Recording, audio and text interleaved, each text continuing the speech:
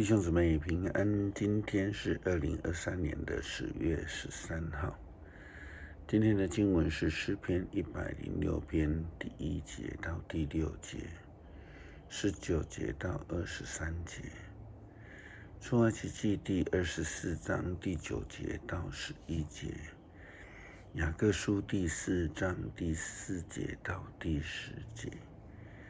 今天要跟大家分享的主题是丰盛的恩典。出埃及的以色列人在经历旷野过程当中，可以说是什么东西都没有。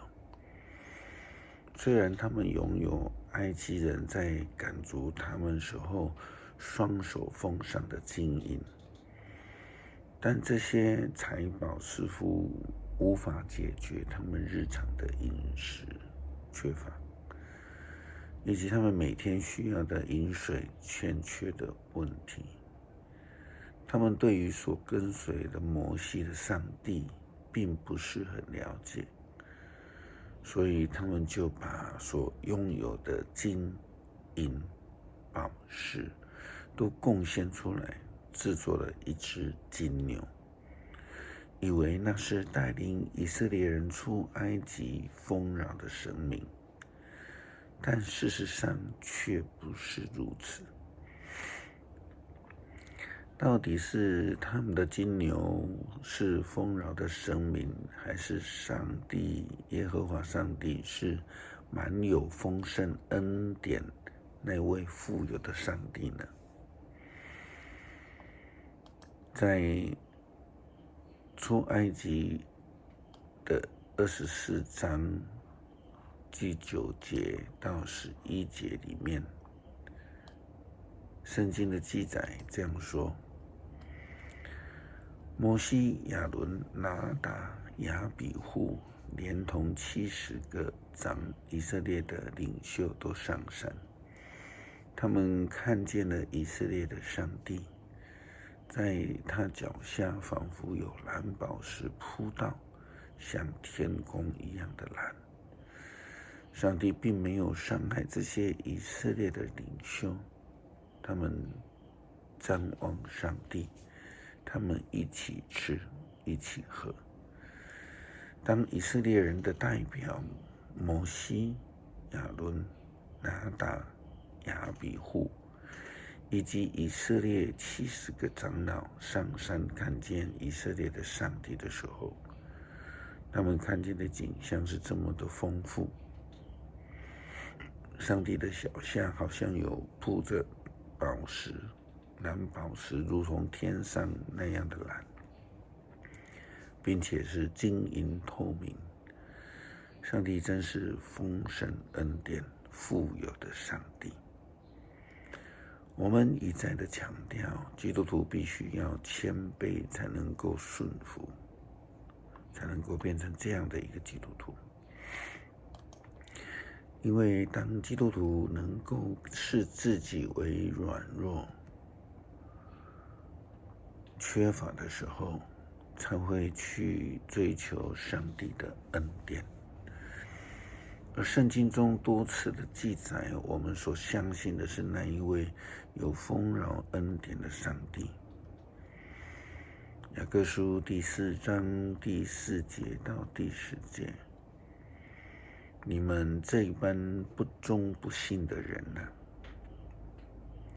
难道不晓得跟世界做朋友就是敌对上帝吗？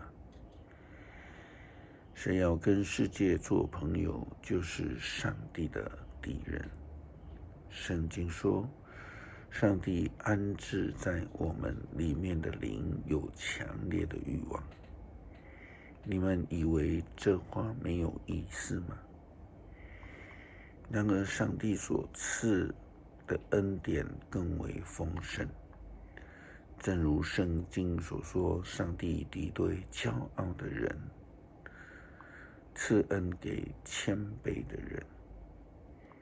所以你们要顺服，要抵抗魔鬼，魔鬼就会逃避。你们亲近上帝，上帝就亲近你们。有罪的人啊，要洁净你们的手；伪善的人啊，要洁净你们的心。你们要伤悲、哀痛、哭泣，要把欢笑变为哀哭，喜乐变为悲愁。要在主的面前谦卑，他就提升你们。雅各书非常明白地提到，上帝是给人丰盛恩典的上帝。比较特别的是，雅各所提到的，并不是每个人都能够得到上帝所赏赐的丰富恩典。雅各又说，只有在上帝面前谦卑的人，才能够得到上帝的恩典，因为上帝敌对骄傲的人。现在我们要思考，在我们的信仰生活当中，教会生活中怎么样做才能持一个谦卑的态度？什么样的作为是骄傲的人？因为这样才能够帮助自己成为一位领受上帝丰富恩典的人。不愿意谦卑服侍的人，就无法得到上帝的慈恩。从牧师的想法来看，不愿意顺服教会体制，常常说我为什么要受到限制？还有不愿意回应上帝的呼召，说无论怎么样，我就是不愿意。不愿意与同工们合一。很多人行事风格是我行我素，他们只想按自己的方式来做事情。另外一种总是出口批评伤害同工，常常听到某些同工在服事的过程当中受到严厉的批评甚至伤害，并且后来问起来，很多人的伤害来源都是同一个人。不感谢，不赞美，对于同工兄姐的服事，永远不会存着感恩或是赞美的心，总是批评论断。在教会义决的事工，总是袖手旁观。或许教会会义决的事情，并不是每一个人都能够认同的，但是一经义决，良信基督信仰品格的兄姐就会愿意与大多数人同心同力。可是总是有一些人仍然保持着反对的态度，不但是袖手旁观，更是想尽办法要破坏教会的事工。还有呢，其实还有很多我们可以自己去反省，把它列出来，帮助我们自我的警醒，让我们能够更亲近主，更符合上帝要求的标准。根据《使徒行传》记载保罗的宣教，保罗信仰的态度是：圣灵不准的，我就不做。有几次保罗他有自己的宣教计划，但是圣灵不准，他就顺服。保罗的行为见证就是一个谦卑顺服的主工人。他虽然非常有恩赐能力，更有满腔传福音的热忱，但却愿意谦卑顺服上帝圣灵的引导，而不是去坚持己见。求主帮助我们，真的是愿意谦卑顺服，然后能够领受上帝所赐丰富的恩典。诗篇106篇第1节到第6节，要赞美上主，要感谢上主，因为他至善，他的慈爱永远长存。谁能述说上主所做的大事？谁能尽述颂赞他的话？遵守他命令的人是多么有福啊！始终伸张正义的人是多么有福啊！上主啊，你善待你子民的时候，求你记得我，拯救我。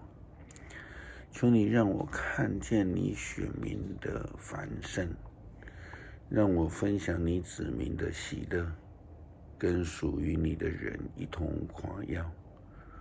我们跟祖宗一样都犯了罪，我们都作孽作恶。